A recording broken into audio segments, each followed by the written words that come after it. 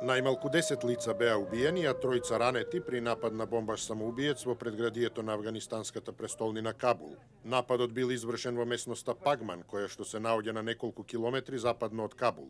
Бомбашот самоубиец се разнел во автобус кој што превезувал група правници, соопшти Афганистанското министерство за внатрешни работи. До овој момент никој не ја презеде одговорноста за нападот кој е извршен на денот кога талибанците официјално потврдија дека нивниот лидер Мула Ахтар Мансур бил убиен при напад на американската авијација.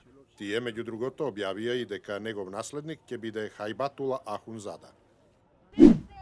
Демонстранти собрани пред Конгресниот центар во Албукерки, Ново Мексико, каде приврзаници на Доналд Трамп славеа победа на претендентот за кандидатура на Републиканската партија за председателските избори во Соединетите Американски држави, фрлаа на полицијата и на обезбедувањето запалени мајци, пластични шишиња и други предмети, за на крајот да ги соборат и барикадите и директно да се судрат со полицијата, која возврати со димни бомби.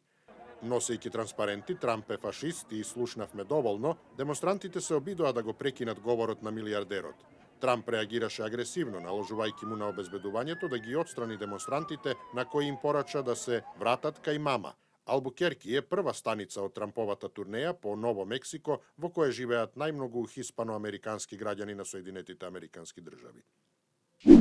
Илјадници лилјаци се појавија во градот Бейтменс Беј, предизвикувајќи вистинска ноќна мора за жителите. Според локалните медиуми, лилјаците во овој туристички град на јужниот брег на Австралија се појавиле пред неколку години, но се верува дека нивниот број оттогаш е трикратно зголемен.